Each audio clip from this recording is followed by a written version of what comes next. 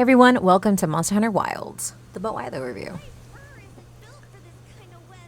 Failing to prepare is preparing to fail. We've all probably heard the adage before, typically repeated by a sarcastic parent, teacher, or work supervisor. Somehow, it's easier to remember when it's hammered into you by a fire-breathing beast with way too many limbs and just as many anger issues.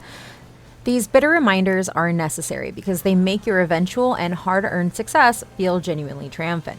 Monster Hunter Wilds brings several changes to the gameplay structure of the long-running series, but the latest entry in the Capcom-developed and published franchise holds onto the core that has made it a success all this time.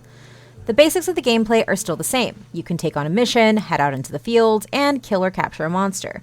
What's changed, though, is that your base camp is no longer set in a separate, ambiguous zone. Your temporary home in each zone exists within the same area you'll be hunting and scavenging, meaning it's possible to head out without accepting a dedicated mission. It's also possible and occasionally advisable to retreat from a hunt to resupply or change up your equipment if you failed to prepare adequately. That happens. This eats up precious minutes when you're on a quest, but the right loadout can spell the difference between success and failure.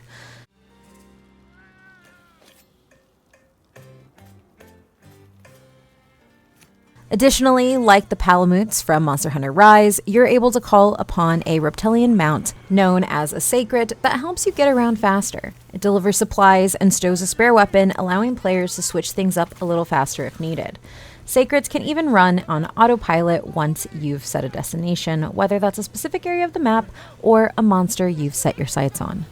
These Swiss Army mounts bring a lot of convenience, but before you worry that it makes Monster Hunter Wilds too easy, these features merely keep things fair when dealing with the more ferocious creatures you'll be hunting. More importantly, this keeps the focus on hunting instead of spending time attempting to navigate the large and incredibly detailed maps. Now that your base of operations is set within the same zones that you're hunting, you'll be spending all of your time within these large new biomes. The scope and level of detail in these maps isn't new to the series, but Monster Hunter Wilds still delivers beautiful environments that shift over time due to the player's influence. Along with a shifting roster of roaming monsters, more than ever, these zones feel like they host genuine living ecosystems. A defeated monster's body will remain where it fell until it decomposes. The weather in each zone changes over time, and resources slowly replenish. Less aggressive wildlife simply exists until you or a monster comes along to ruin their day.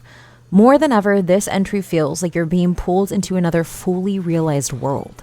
Another major deviation from previous entries is the player character's relationship to the world itself. Previous entries saw players as voiceless hunters who took on quests at a counter to defeat monsters that were causing trouble. Monster Hunter Wilds escalates this role by giving the protagonist a voice and placing them squarely into the action.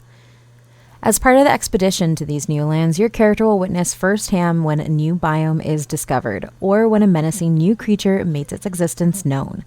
They also develop bonds with the other characters you meet, making it easier to become emotionally invested and raising the stakes when they're imperiled. Traditionally, the story in the Monster Hunter franchise has been little more than a flimsy excuse to wipe out swaths of ravenous beasts in the interests of the greater good. Monster Hunter Wilds eschews this tried and true story beats for a more involved tale that touches on themes of power and resources and the differences between people trying to exploit them and coexist with it.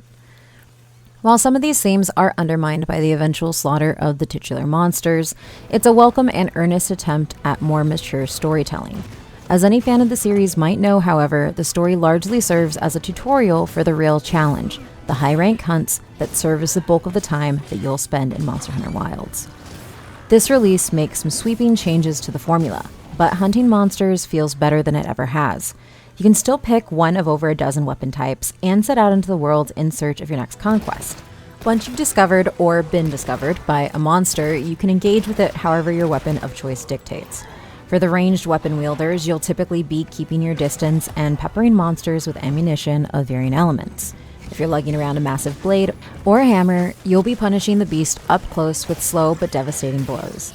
Even smaller weapon types like dual blades or the sword and shield can rack up damage quickly with swift combos that let the hunter get in and out before the monster can punish them. Each weapon plays differently, allowing you to reinvent your playstyle if combat starts to feel stale. But the commonality between all of them is you'll need to learn each monster's attack patterns if you want to know when to dodge, counterattack, or simply hold your ground. With added mobility granted by your Sacred, the new ability to inflict and exploit wounds on monsters, and your permanent presence in these massively interconnected biomes, hunting feels less like you're hitting a wall that suddenly crumbles and more like you're interacting or sparring with an actual living creature. Each biome is littered with resources like traps, ammo for your arm-mounted slingshot, and materials you can use to craft consumables. Taking advantage of these requires players to carefully maintain awareness while dealing with monster attacks. But, like any other skill in the game, it's easier over time. The first time you yank a boulder down onto a monster charging towards you is exhilarating, but so is the second, third, and every single time after that, because it demonstrates how much you've learned about your target and the environment that you're in. This mastery becomes vital as the intensity escalates in the post-game hunts, making even the least imposing monsters capable of taking out an underprepared hunter with a single attack. Monster Hunter Wilds starts with big hunts and breathtaking action sequences.